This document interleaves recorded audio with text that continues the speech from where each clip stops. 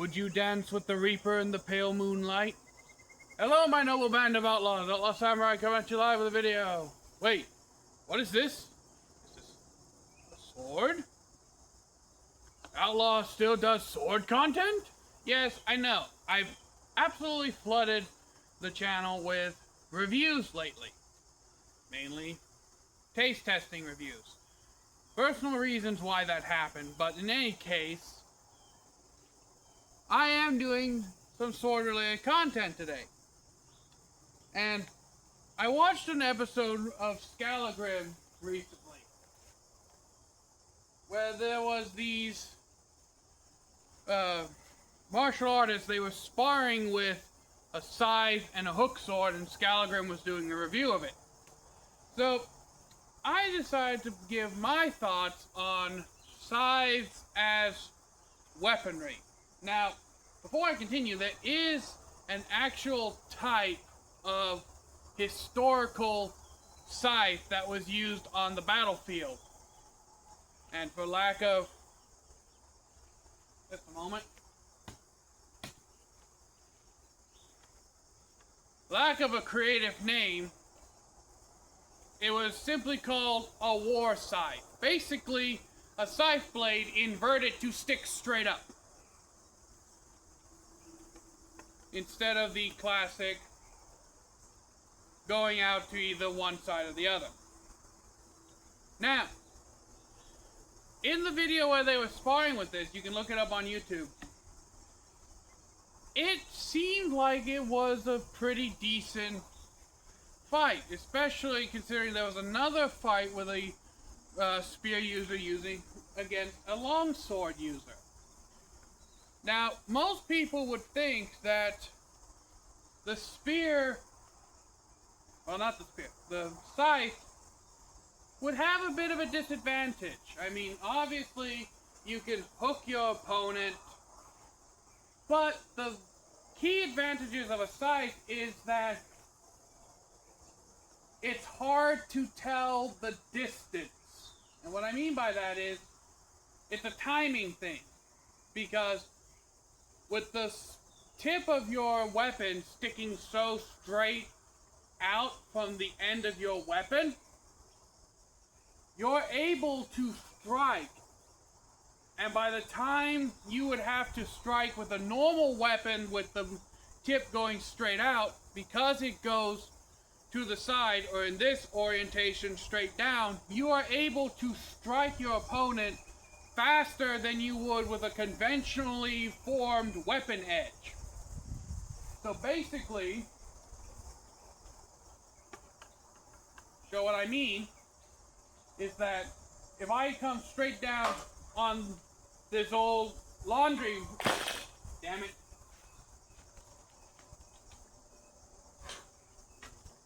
I mean, it's not like I'm concerned about the longsword, considering that it's my sparring one, but still. So if I was to come straight down on this,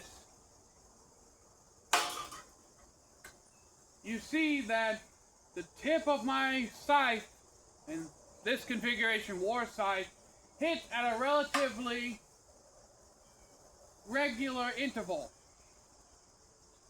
However, if I was to strike with this and this configuration, you see the difference in height between the end of the scythe in this configuration versus if I was to just strike it regularly. Because now, because the tip sticks out so far, the tip is actually traveling much faster than the tip of the spear. And if I was to hit it in the same way as I would with the scythe in a war scythe configuration,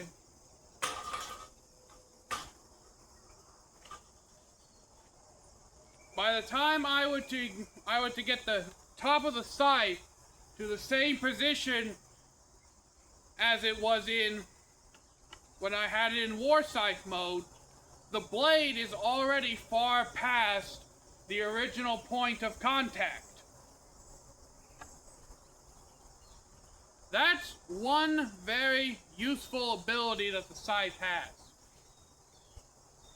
Another one that I saw that I don't think was really utilized too well was the fact that if you're using a scythe, you essentially have the ability to basically just smash your opponent with the blunt head, basically the head area.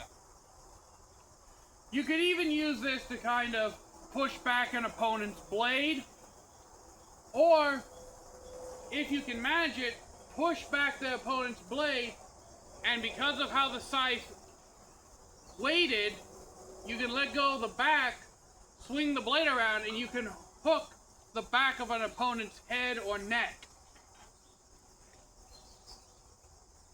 And of course, you also have the classic sweeping. Like I said, you can easily hook with a scythe, so you can sweep your opponent's leg, or even do like a Grim Reaper scythe kind of swing. Not that I would recommend that, but still. But I hear you say, oh Outlaw, isn't the deadly part of the scythe the inside of the blade, where all the sharp edge is? Yes, and no. Because if I was going to use a scythe in its traditional configuration in a battle, I would actually have a double-bladed scythe. Essentially, I would have almost like an arming sword blade on here with a slight curve in it. So just imagine this was dual-bladed, double-edged. That way, I could cut on the push and cut on the hook.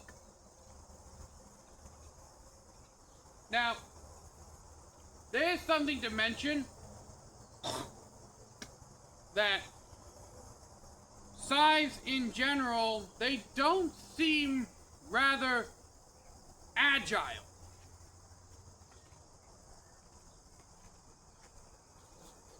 And what I mean by that is, you will never have a scythe or any polearm with the same kind of careful, meticulous point control that you can get out of a sword, especially any kind of thrust oriented blade similar to my Italian longsword.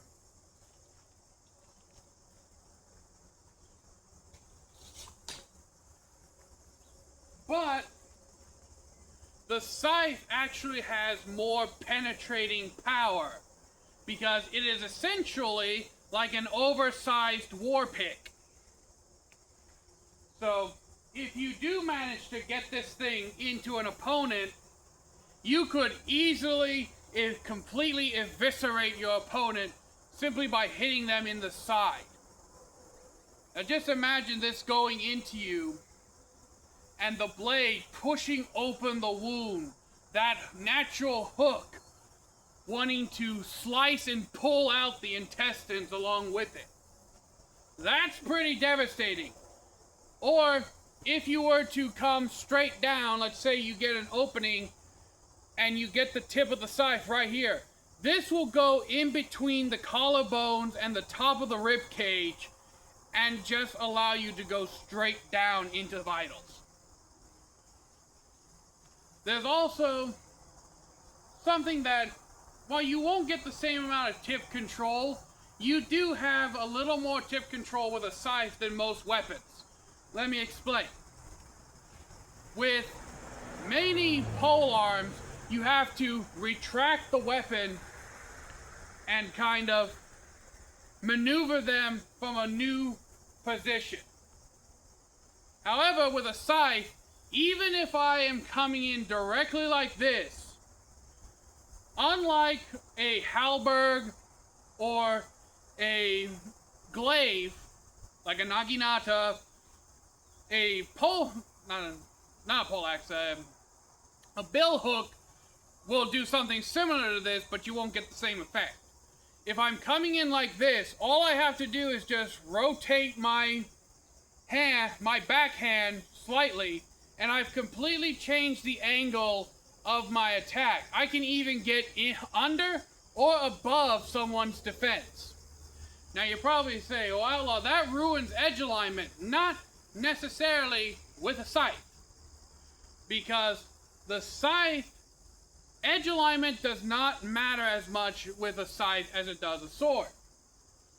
And it has everything to do with how you swing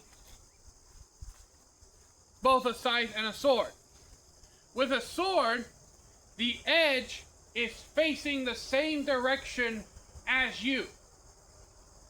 So you have to make sure that that edge is on point. Keep that in mind for a second. Meaning that, yes, any real or ungodly change in the edge alignment will affect how well you cut. However, this is not true with thrusting.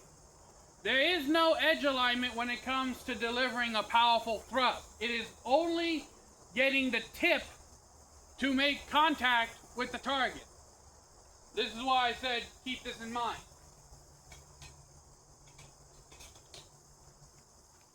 Because what are you doing with a scythe?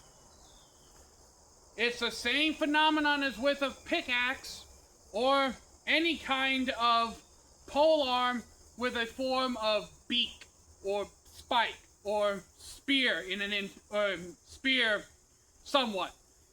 And that is, edge alignment follows the tip when it comes to things like scythes, sickles, any kind of weapon that is going left or right from the direction you're pointing it.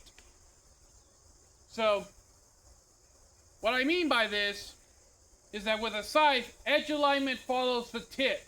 As long as you get that tip on point and you follow through, because the scythe is piercing the target first, you're basically channeling the edge alignment and the slash with the tip. Now, as I mentioned before, with a war scythe configuration, this becomes much more your standard classic polearm, especially if you're using like a hewing spear or a glaive. Then you have to get edge alignment right. And if anyone out there has ever cut with a naginata, a glaive, or even a halberd / poleaxe like I have, you know two things. One, edge alignment is a bitch to maintain because of how far away from the edge you are physically in reference to the part of the weapon that you're cutting with. It is easier to maintain edge alignment with a sword than it is any polearm.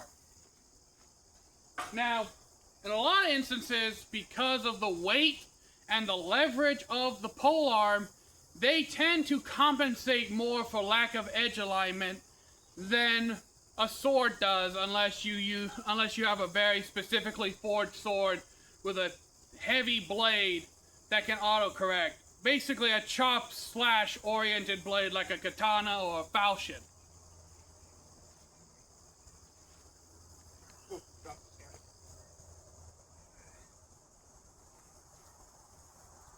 So because the traditional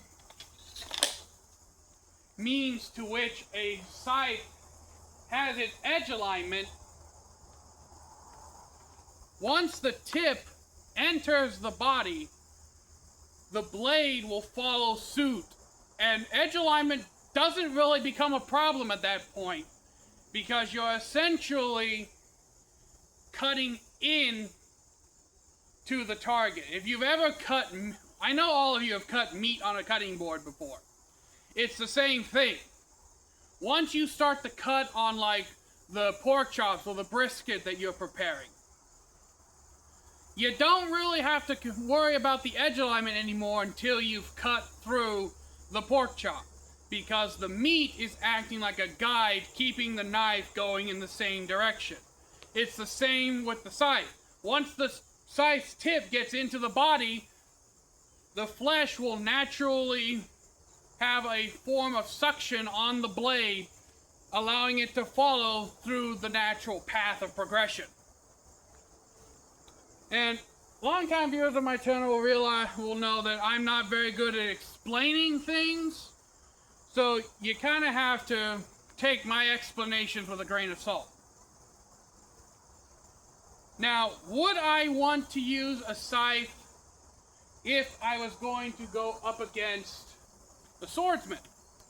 No. For the simple matter of, while I do gain the ability to basically change my target with only a slight rotation of my backhand, so let's say that I was going for, and it makes feints ungodly difficult to defend, because this is a bad weapon to go up against if you have the thought process of, oh, it's a scythe, it's a farming tool, I don't have to worry about this guy being skilled. No, if I was going to fight a farmer with his choice of weapons, I would not fight a farmer that has a farming tool. They are basically knights without titles when it comes to using farming tools as a weapon. But I digress. Just because I have the ability to change my target with the slight rotation of my wrist, like I said, if I was going for the gut, but I see that you're blocking that, and I instead decide to go and change my target for the leg, there is another advantage that I'm noticing, and that is because of the way the scythe is oriented, the weight of the blade actually helps with changing direction. It actually allows you to change direction without having to force the entire weapon. So like I said, if I was going for the gut, and I decide to suddenly change and slash at your hip or calf, well, not calf, thigh. While that would be tricky, eventually any trained or competent swordsman will notice this trick, and it's really the only big advantage that the scythe has, and that's basically, with a certain degree, mind you, is last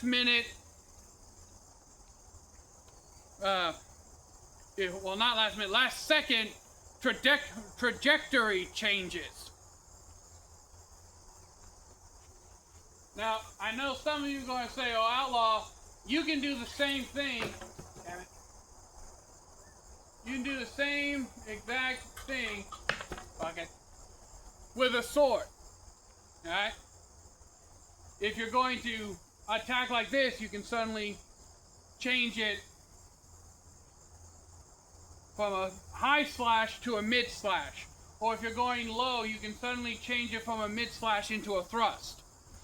Yes, you can do that, but you will not retain the same amount of power as you do with a dedicated up slash or a dedicated down slash.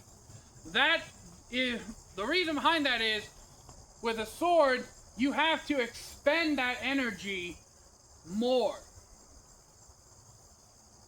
And that has to do with how short the grip is. Because of how short the grip is and how much weapon is ahead of you, you have to exert more leverage to do the same amount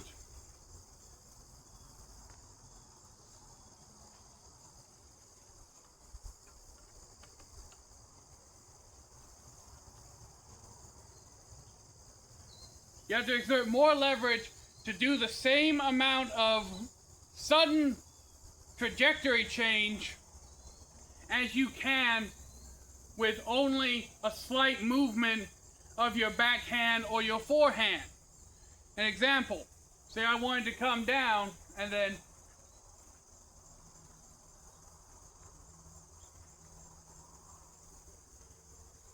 simply by changing the position of my hands, I can do that far more effortlessly than I was with the sword. Or let's say I wanted to come down and do a slash, I can pull back and then suddenly thrust forward. I can move my hand up the weapon, essentially cutting off the inertia to a degree, and then I can reapply that force without losing as much energy. That's why pole arms are so deadly, especially the spear. Like many people have said over the years, the spear is the king of the battlefield for a reason.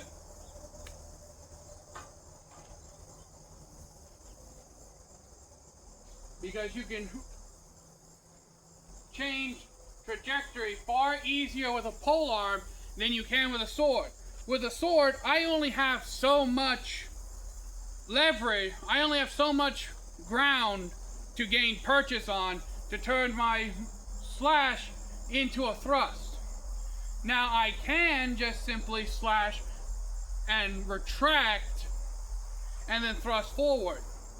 However, I lose a generous portion of my reach by doing that because I have to bring the whole blade back in comparison to be able to slide my hand up and then thrust forward with my backhand.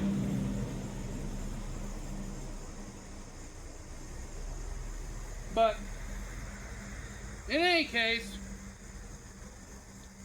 the reason why I wouldn't want to use a traditional spear is essentially because of the amount of skill needed to make this work and the amount of time to which I have to finish off my opponent. The longer the fight drags out, the easier it will be for the scythe user, well, not the scythe user, for the swordsman to understand the little tricks and sneaky habits of the scythe.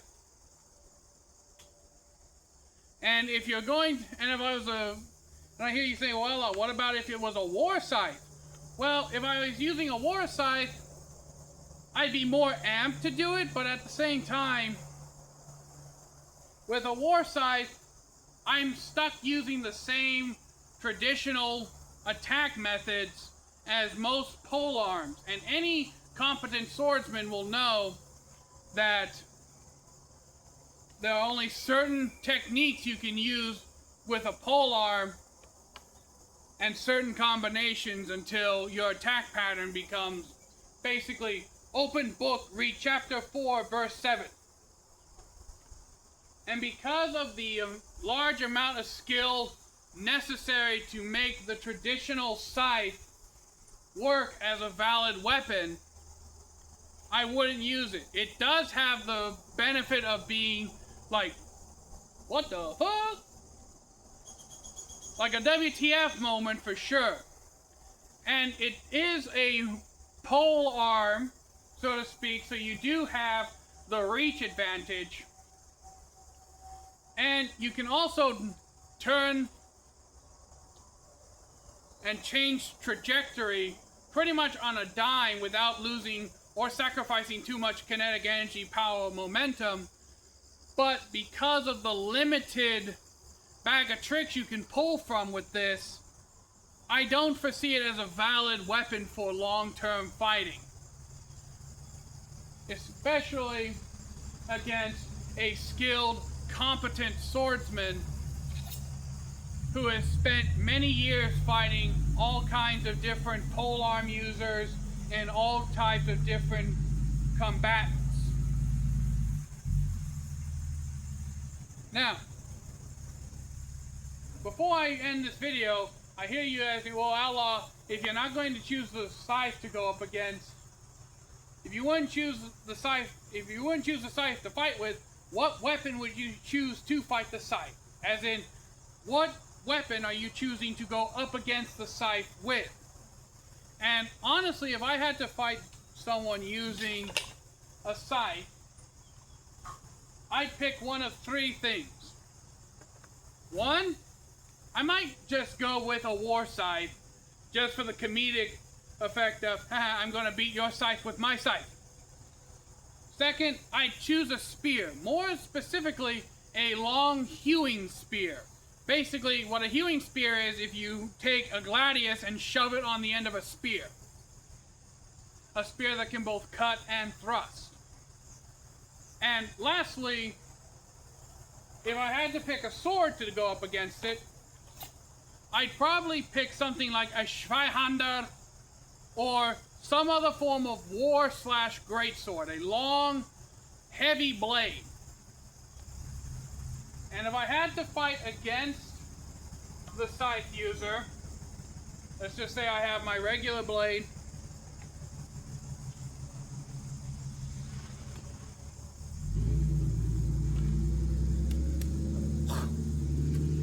Going up against the scythe user. And he goes and he tries to strike with the back of the scythe.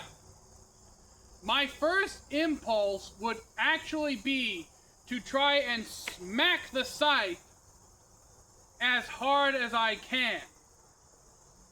And I hear what you're saying, outlaw, brute force isn't everything in swordsmanship, and you're right. But the reason being is because of the way that the scythe is weighted. Because the weight doesn't go straight out, it goes out and then to one side. That basically means that you are fighting to regain control of essentially a dumbbell in terms of physics, I believe. So I would try to smack that bitch as hard as I can down, and I would probably even attempt to either put my foot on the blade and then stab the scythe user, or if I could, I would get the scythe blade as close to my quillons as possible, and I would try to kind of lock the scythe blade in place so I can get my hand on the shaft and then wrench that bitch to the side and then stab. Now, in some of the videos I saw, the scythe user comes down and they try to block the scythe by hitting the pole itself. And you could probably see why that wouldn't do. You can't really do it out here because leverage. You've got no leverage out here. Up here you have plenty of leverage. But yeah, trying to block the scythe coming like this, normally with a sword, don't worky too good. Honestly, the best thing you can do if your opponent's going to come straight down at you with a scythe is sidestep it and then use use a technique from the Mao Dao transcripts of China. For those of you who don't know, the Mao Dao is essentially the Chinese version of a Schweihander. It is a huge Nodachi style blade. And one of the techniques for dealing with spearmen is when the spearman thrusts, you bash the spear with the flat of your blade, and then once you've gotten past the dangerous part at the head, you then move in for the strike. So once the Scythe-man has swung, let's say that he's extremely pissed off and just swings in anger, straight down. Bash, and then slash. Now, it should be mentioned that if a competent... Now, I should be mentioning that in this scenario, I am using like a farmer that has used the scythe for many years and knows these little tips and tricks to get the most out of it. But what if you were to give this to like a professional man-at-arms that has spent his entire life using pole arms? I honestly think that he could take out a trained swordsman if all he had to do with a trained swordsman is all he had with a scythe. Now, if a complete novice if a completely novice, let's say, apprentice swordsman were to go up against a farmer with a scythe, I think I'd still pick the farmer because the farmer has far more experience using the scythe than a completely novice apprentice swordsman would swinging a blade. And obviously, if we reverse this, a complete novice scythe user, someone who's never used a scythe before, go up against a master swordsman, I would say the Master Swordsman would have a far better chance of winning, simply because it comes down to experience. But, in any case, let me know what you think down in the comments below, my noble band of outlaws. If you think I've just talked out my ass for the last 20 minutes, or if you think I've brought up some interesting points. So until next time, my noble band of outlaws, outlaw samurai, to all y'all be crazy rednecks, be safe and use your weapons. I'm out. Peace.